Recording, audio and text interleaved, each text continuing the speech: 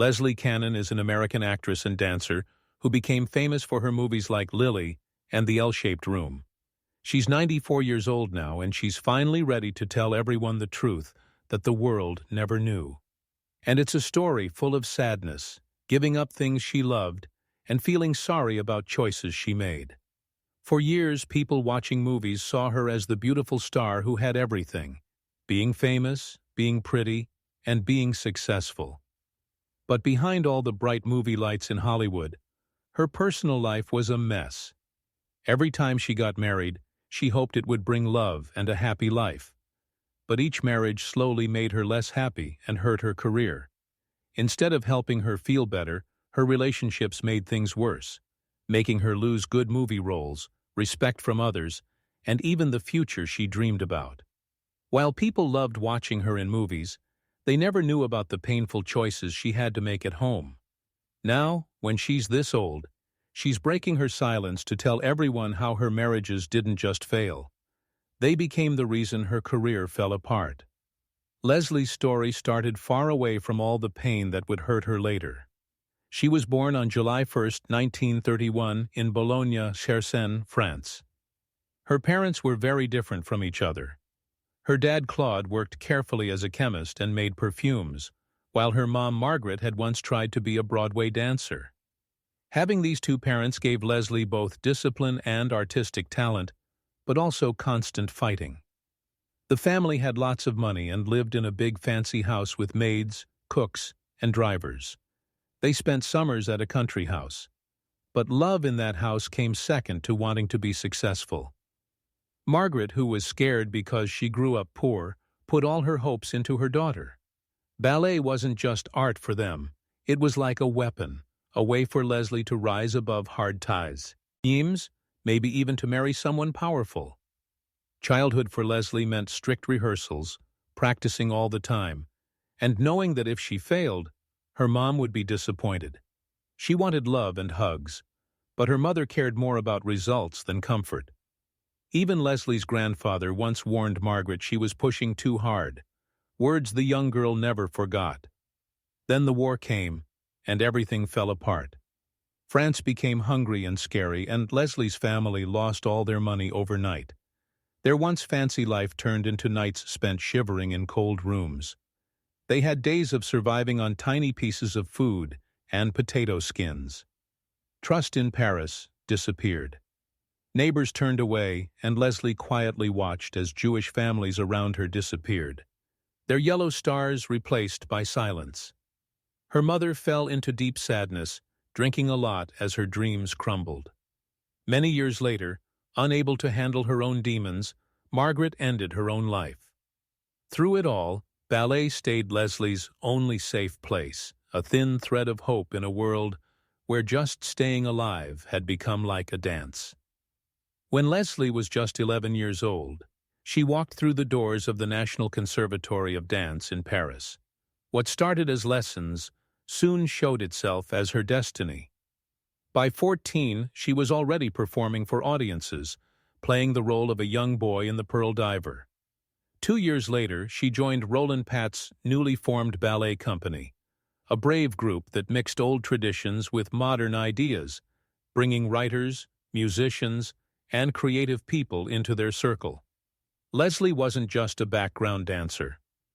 Her talent quickly pushed her into solo parts, her performances marked by being exact, graceful, and having a quiet emotional fire.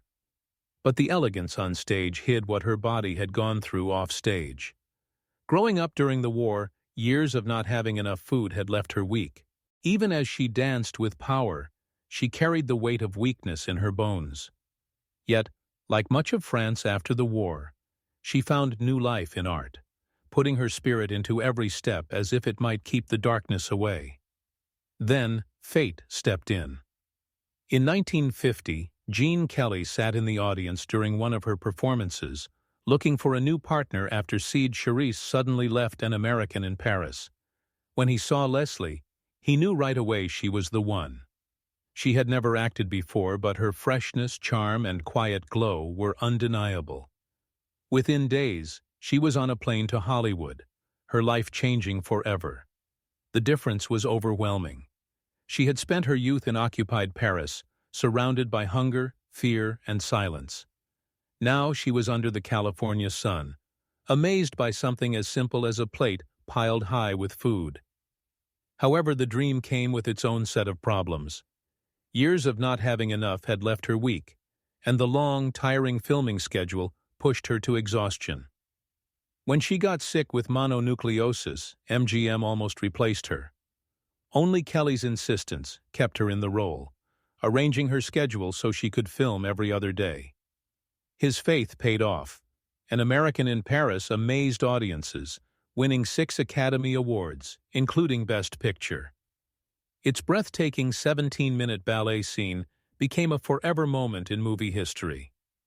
And Leslie, the unknown Parisian dancer, was now a Hollywood star. MGM quickly signed her to a 7-year contract, setting her on a path that would define her career. Yet, even as her star rose, she battled the quiet toll on her body. Long hours spent on hard studio floors made her weakness worse, forcing her to study nutrition and rebuild herself piece by piece. She would later say these habits gave her the strength that carried her through the decades.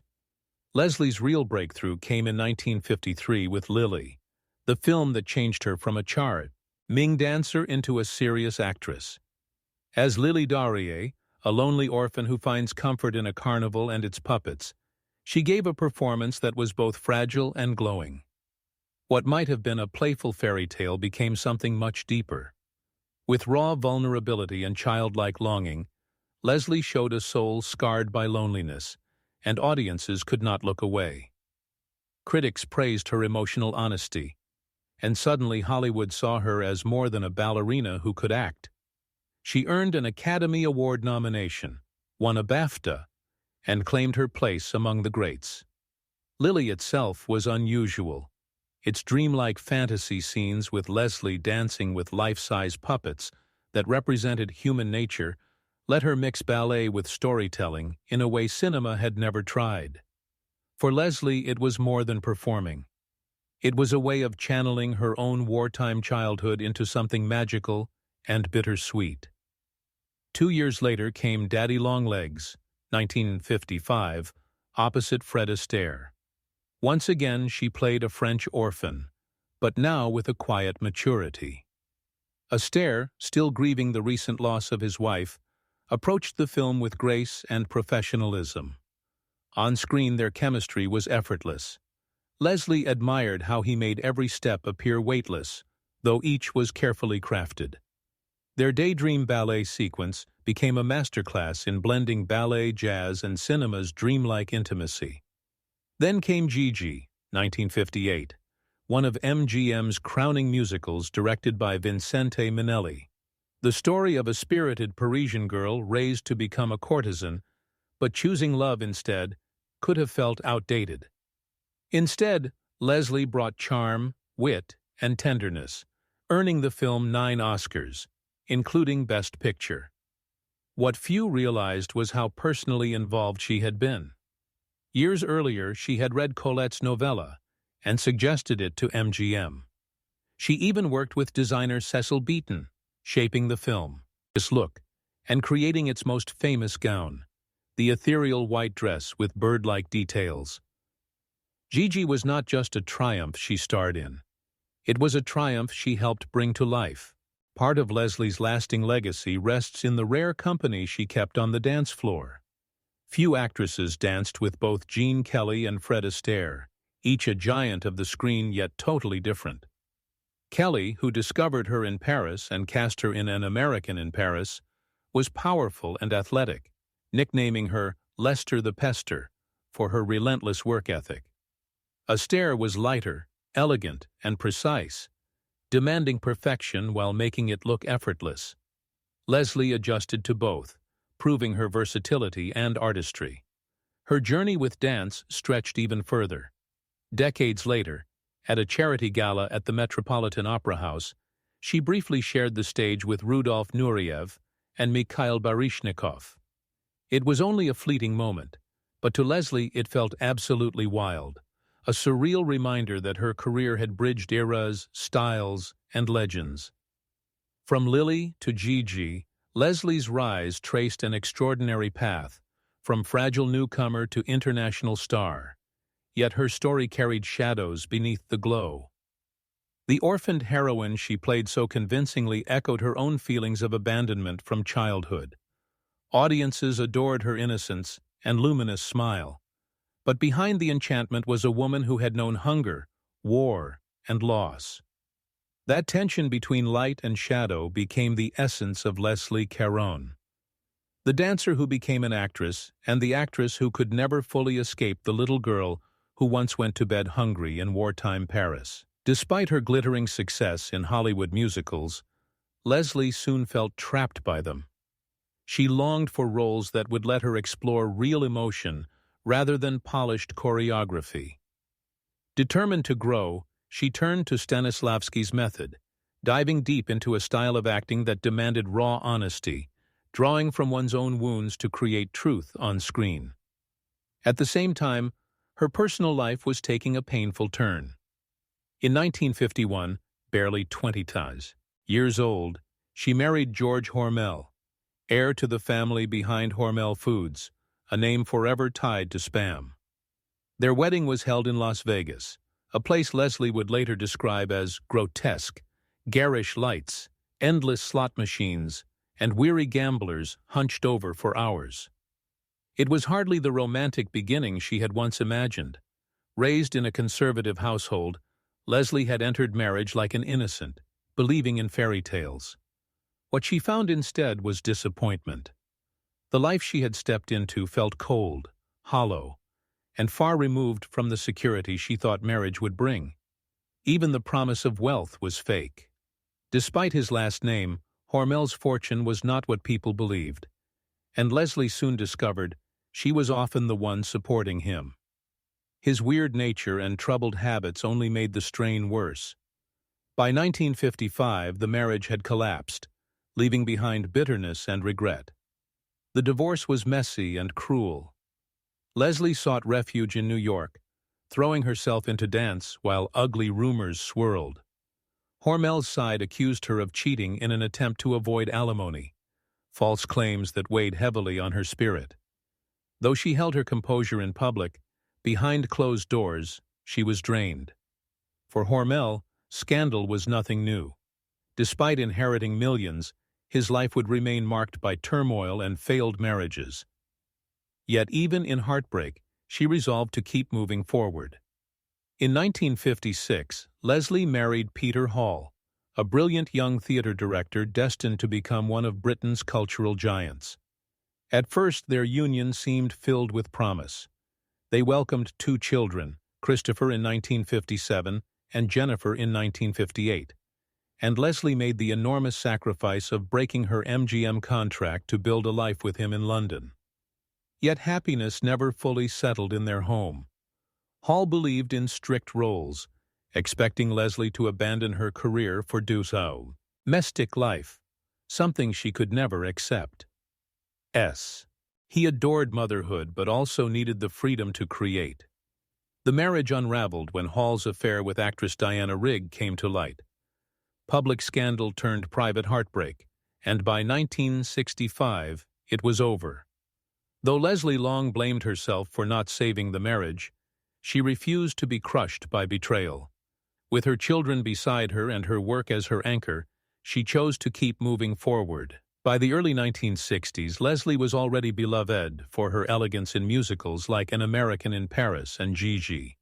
Yet in 1962, she made a daring leap that changed her career forever. In The L-Shaped Room, directed by Brian Forbes, she played Jane Fawcett, a young unmarried French woman adrift in a shabby London boarding house. Jane was pregnant, alone, and silently enduring the weight of society's judgment. Through Leslie's performance, the character became more than a victim. She was fragile yet strong, aching with loneliness, but discovering strength in her own survival. The film tackled subjects that polite cinema of the time usually avoided: abortion, single motherhood, the lives of immigrants, gay individuals, and outcasts. Its realism set it apart from glossy studio productions, and Leslie rose to the challenge with amazing honesty. Gone was the wide-eyed angel of Gigi. Here was a woman scarred by hardship, and every emotion she showed felt lived in and true. Critics took notice. She won the Golden Globe for Best Actress in a Drama, the BAFTA for Best British Actress, and earned an Oscar nomination. Though the Academy Award went to Anne Bancroft for The Miracle Worker, Leslie had already redefined herself. She later admitted she had grown tired of the silly musicals of her past, and The L-Shaped Room gave her the artistic depth she long craved. Her momentum carried her into Father Goose, 1964, a wartime romantic comedy opposite Cary Grant. Playing a prim schoolteacher stranded on an island with students, Leslie showcased sharp comedic timing, balancing Grant's rugged charm with her poise. The light-hearted film was worlds away from the bleak realism of The L-Shaped Room. Yet, it proved her versatility once again, even winning the Academy Award for Best Original Screenplay. In 2009, Leslie turned to writing as a form of healing with the release of her memoir, Thank Heaven. For her, it was more than a book. It was a way to face the past. She revisited her childhood in war-torn France, her rise at MGM, the triumphs that dazzled the world, and the shadows that nearly broke her. Depression, her mother's suicide, and painful relationships. Putting it all on paper was agonizing but freeing. She described the process as cutting ties with memories that had haunted her, while also using the memoir to clear years of rumor and misunderstanding. Even before the book, Leslie had reminded audiences of her enduring artistry. In 2007, she stunned television viewers in Law & Order, Special Victims Unit, playing a rape survivor seeking justice decades later. Her performance was heartbreaking yet strong, earning her a Primetime Emmy and proving that true talent never fades. Her return to film in the early 2000s carried the same grace. In Chocolat 2000, she played a widow quietly resisting conformity. And in Le Divorce 2003, she embodied a worldly matriarch with wit and elegance. These roles showed her ability to adapt to modern cinema without losing the poise that made her iconic. Even in her 70s, she pushed further, appearing on stage in A Little Night Music, 2010, in Paris. As Madame Armfeldt, she brought wisdom and fragility to a role that critics hailed as moving and commanding. Her private life was often as watched as her career. In the 1960s, she was romantically linked with Warren Beatty, a glamorous pairing that fascinated the press but masked tension. Despite his repeated proposals, she refused, later describing him as controlling and restless, qualities that clashed with her own independence. Leslie was never afraid to speak against Hollywood's limitations. She openly criticized MGM for typecasting dancers, recalling how stifling she found the frivolous musicals that made her famous. Determined to prove her depth, she studied Stanislavski's method and earned acclaim in The L-Shaped Room, 1962, a role that transformed her into a serious actress. Even Gigi, 1958, one of her most beloved films, carried unease for her. What audiences once embraced as a fairy tale, she later acknowledged as a troubling story of grooming and control, proof that even her brightest triumphs had shadows. Through reinvention and resilience, Leslie refused to be confined by one era or one role. From dazzling MGM musicals to raw dramas, from television to the stage, she proved that her art was not bound by time. Her life, marked by tragedy and triumph, left behind not just memories of elegance, but the legacy of a woman who never stopped fighting to be seen for who she truly was.